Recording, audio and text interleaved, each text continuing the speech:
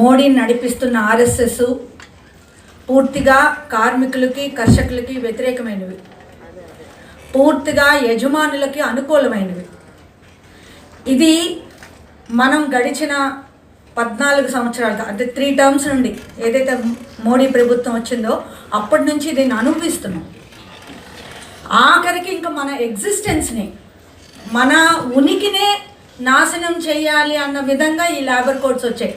నరసింహరావు గారు చెప్పారు, ఈ లేబర్ కోడ్స్ వచ్చిన సంవత్సరాలు మొత్తం ప్రజలందరూ ప్రాణాలతో చెలగాటమాడుతూ ఉంటామో సస్తామో తెలియని పరిస్థితుల్లో మనం ఉంటే, దేశం ఉంటే, ప్రపంచం ఉంటే కార్మిక వర్గాన్ని సర్వనాశనం చేసే లేబర్ కోడ్స్ని అప్పుడు తెచ్చారు. ఒక్క లెఫ్ట్ పార్టీస్ దీని గురించి మాట్లాడే వ్యతిరేకించారు, మిగతా వాళ్ళు ఎవ్వరూ దీని గురించి మాట్లాడలేదు. కాంగ్రెస్, ఇది సత్యం. అలాంటి టైంలో మనల్ని నాశనం చేసే లేబర్ కోడ్స్ని తీసుకొచ్చారు. ఇప్పుడు దాని ఇంప్లిమెంటేషన్ కోసం సిద్ధం అవుతున్నారు. ఈ లేబర్ కోడ్స్ కానీ ఇంప్లిమెంట్ అయితే కార్మికుల యొక్క జన్మ హక్కు, సమ్మె చేసే హక్కు మన నుంచి లాక్కోబడుతుంది. మనం కట్టు బానిసలు అయిపోతాం. ఈరోజు పబ్లిక్ సెక్టార్ ఉండాలి, స్టీల్ ప్లాంట్ ఉండాలి. స్టీల్ ప్లాంట్లో 50 సంవత్సరాలు దాటితే ఉద్యోగం తీసేస్తున్నాడు. మొత్తం తన జీవిత సర్వస్వాన్ని అక్కడ అర్పించి పనిచేసి ఇప్పుడు నువ్వు 50 సంవత్సరాల తర్వాత నువ్వు ఉండడానికి లేదు. ఏజ్ లిమిట్ అసలు ఏ కార్మిక చట్టాన్ని అమలు చేయట్లేదు అక్కడ. జస్ట్ నువ్వు ఇంటికి వెళ్ళిపో అంటే ఇంటికి వెళ్ళిపోవాలి అంతే. దానికి వ్యతిరేకంగా ఇప్పుడు పోరాటం జరుగుతుంది. అలాంటివి రేపు పొద్దున అన్ని పరిశ్రమల్లోనూ వస్తాయి కామ్రేడ్స్. ఈరోజు నీకు డ్యూటీ ఉంటుందో లేదో కూడా నీకు రాదు, మెయిల్ వస్తుంది. ఆ మెయిల్లో ఒక లిస్ట్ వస్తుంది. ఆ లిస్ట్లో నీ పేరు ఉంటే నువ్వు డ్యూటీకి రావచ్చు, నీ పేరు లేకపోతే నువ్వు డ్యూటీకి రానక్కర్లేదు. నాకు ఇది అన్యాయం జరిగింది, చట్ట వ్యతిరేకంగా జరిగింది అని చెప్పుకోవడానికి కూడా ఏది ఉండదు. రేపు పొద్దున్న లేబర్ కోడ్స్ వస్తే బానిసల్లాగా బతుకుతాం. అందుకే ఈ లేబర్ కోడ్స్ రద్దు అవ్వాలి. రద్దు అవ్వకపోతే ఈ దేశానికి భవిష్యత్తు ఉండదు.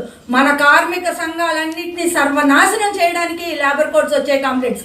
పూర్తిగా యజమానులకు అనుకూలమైన లేబర్ కోడ్స్. మనకు కనీసమైన హక్కు కూడా ఉండదు.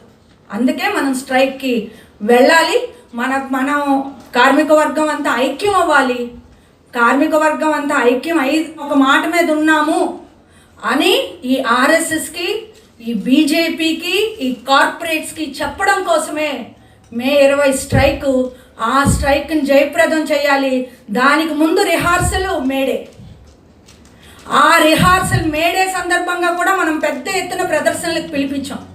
ప్రపంచ కార్మికులారా ఏకం కండు, పోరాడితే పోయేదేమీ లేదు, బానిస సంకెళ్ళు తప్ప అని చెప్పి మన ముందు తరం వాళ్ళు పోరాడి మనకి ఈరోజు ఈ స్థితిని ఇచ్చారు. ఇప్పుడు మళ్ళీ అలాంటి పరిస్థితులే వస్తున్నాయి. కాబట్టి మేడేను కూడా ఘనంగా జరపాలి. మొత్తం మనకున్న సర్వశక్తుల్ని వడ్డాలి. అలాగే మే 20 సమ్మె కూడా ఆ రకంగా జరపాలి. ఆంధ్ర రాష్ట్రంలో విశాఖ నగరానికి మించిన నగరం లేదు.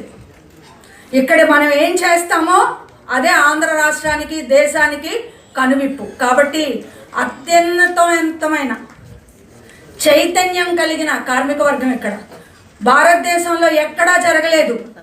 4 సంవత్సరాల నుండి ఒక పబ్లిక్ సెక్టార్ రక్షణ కోసం జరుగుతున్న పోరాటం, దాని వెనకాతల విశాఖ ప్రజానీకం నిలబడిన తీరు, ఈ రెండింటిని ప్రతిబింబించే విధంగా, ఈ రెండు రిఫ్లెక్ట్ అయ్యే విధంగా, ఈ రెండింటి యొక్క రెజొనెన్స్ సమాజంలో కనిపించే విధంగా మేడే జరగాలి.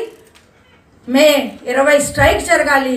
ఇది అఖిలపక్ష కార్మిక సంఘాల తరపున మనం తీసుకున్న నిర్ణయం కామ్రేడ్స్. ఎక్కడైతే నిజాయితీ ఉంటుందో, ఎక్కడైతే నిబద్ధత ఉంటుందో అక్కడే విజయం కూడా సాధించగలం కామ్రేడ్స్. వర్ధిల్లాలి కార్మికుల ఐక్యత. Thank you comrades. Thank you అమ్మా.